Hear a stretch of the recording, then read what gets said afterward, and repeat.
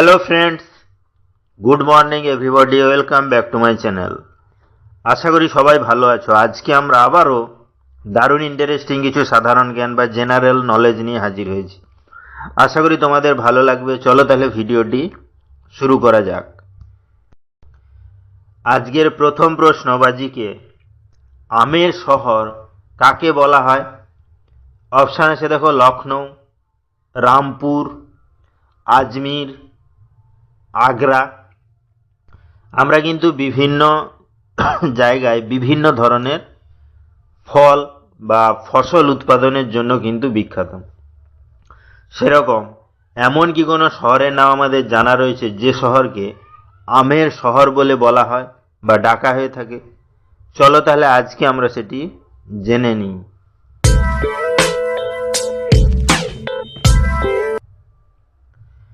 এখানে সঠিক অ্যান্সারটি হবে লখনৌ, অর্থাৎ লখনৌকে আমের শহর বলে বলা হয়। নেক্সট কি আছে না, আজকের 2 নম্বর প্রশ্ন বাজিকে, 200 টাকার নোটে কিসের ছবি থাকে?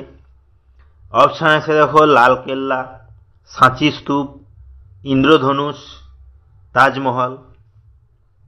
দৈনন্দিন জীবনে আমরা কিন্তু বিভিন্ন ধরনের টাকার নোট ব্যবহার করে থাকি। সেটা আমাদের প্রয়োজন অনুযায়ী কাজে লাগে, কারণ টাকা দিয়ে আমরা বিভিন্ন জিনিসপত্র কেনাবেচা করে থাকি, টাকার আদান প্রদানও হয়। তাহলে সে 200 টাকার নোটে কিসের ছবি আঁকা থাকে সেটি কি আমাদের জানা রয়েছে? চলো তাহলে আজকে আমরা সেটি জেনে নিই।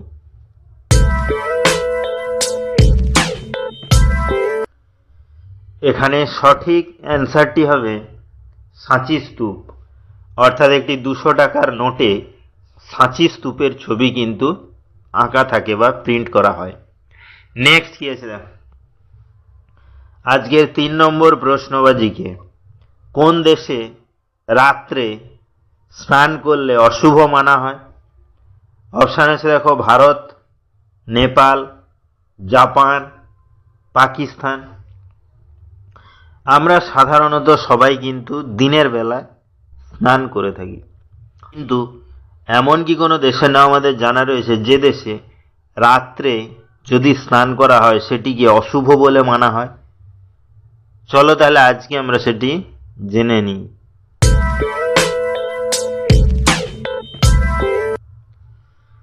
এখানে সঠিক অ্যান্সারটি হবে জাপান, অর্থাৎ জাপানে কিন্তু যদি কেউ রাতে বা রাত্রে স্নান করে থাকে তাকে কিন্তু অশুভ বলে মানা হয়। তাহলে ভিডিওগুলো যদি ভালো লাগে চ্যানেলটিকে অবশ্যই সাবস্ক্রাইব করবে, লাইকস করবে, কমেন্টস করবে ও ফ্রেন্ডদের শেয়ারও করবে, কারণ প্রতিদিন এইরকম ইন্টারেস্টিং ভিডিও পেতে গেলে চ্যানেলটিকে অবশ্যই সাবস্ক্রাইব করতে হবে। নেক্সট কি আছে দেখো, আজকের 4 নম্বর প্রশ্নবাজিকে, রামায়ণ অনুসারে রাবণের শ্বশুর বাড়ি কোথায়? অপশান আছে দেখো, কেরালা, শ্রীলঙ্কা, গুজরাট, রাজস্থান। রামায়ণে আমরা কিন্তু বিভিন্ন চরিত্রের মধ্যে রাবণের চরিত্রটি কিন্তু অন্যতম, কারণ সে রাবণ রাক্ষসদের কিন্তু রাজা ছিলেন। যাই হোক, তাহলে সেই রামায়ণ অনুসারে রাবণের শ্বশুরবাড়ি বর্তমানে কোথায় সেটি কি আমাদের জানা রয়েছে? চলো তাহলে আজকে আমরা সেটি জেনে নিই।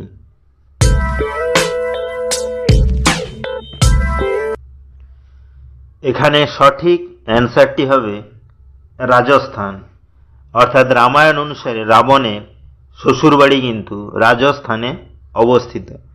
নেক্সট কি আছে, আজকের 5 নম্বর প্রশ্নবাজিকে, কোন দেশে দুধ বিক্রি করা অপরাধ? অপশান আছে দেখো, ফিনল্যান্ড, সিঙ্গাপুর, সৌদি আরব, শ্রীলঙ্কা। আমরা কিন্তু দৈনন্দিন জীবনে বিভিন্ন ধরনের জিনিসপত্র কেনাবেচা করে থাকি, কিন্তু বিভিন্ন দেশে কেনাবেচা করার নিয়ম কানুনও বিভিন্ন রয়েছে। সেরকম এমন কি কোনো দেশের নাম আমাদের জানা রয়েছে যে দেশে দুধ বিক্রি করাকে অপরাধ বলে বলা হয় বা মানা হয়? চলো তাহলে আজকে আমরা সেটি জেনে নিই।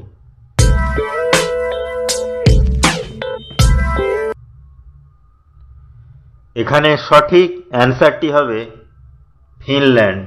অর্থাৎ ফিনল্যান্ড এমন একটি দেশ যে দেশে কিন্তু দুধ বিক্রি করাকে অপরাধ বলে মানা হয়। নেক্সট কি আছে? আজকের 6 নম্বর প্রশ্নবাজিকে কোন রাজ্যে সবচেয়ে বেশি আপেল উৎপাদন হয়? অপশান আছে দেখো, কেরালা, জম্মু কাশ্মীর, রাজস্থান, হিমাচল প্রদেশ। দৈনন্দিন জীবনে আমরা কিন্তু বিভিন্ন ধরনের ফ্রুটস বা ফল খেয়ে থাকি, তার মধ্যে কিন্তু আপেল খুবই গুরুত্বপূর্ণ এবং প্রয়োজনীয় একটি ফল, এবং এটি বিভিন্ন রঙের হয়ে থাকে এবং দেখতেও খুবই সুন্দর এবং খেতেও খুব সুস্বাদু। তাহলে এমন কি কোনো রাজ্যের নাম আমাদের জানা রয়েছে যে রাজ্যে সবচেয়ে বেশি পরিমাণে আপেল উৎপাদন হয় বা উৎপন্ন হয়? চলো তাহলে আজকে আমরা সেটি জেনে নিই।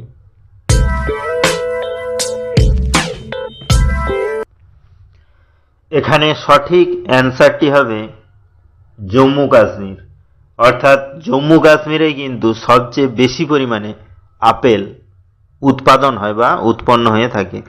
নেক্সট কি আছে দেখো, আজকের 7 নম্বর প্রশ্নবাজিকে ভারতের রাজধানীর নাম কি? অপশান আছে দেখো, দিল্লি, মুম্বাই, কানপুর, কলকাতা। বিভিন্ন রাজ্যের বা বিভিন্ন দেশের কিন্তু রাজধানীর নাম আমাদের জানা রয়েছে, সেগুলো বিভিন্ন পরীক্ষাতেও কিন্তু আসে। সেরকম ভারতের রাজধানীর নাম আমাদের কি জানা রয়েছে? চলো তাহলে আজকে আমরা সেটি জেনে নিই।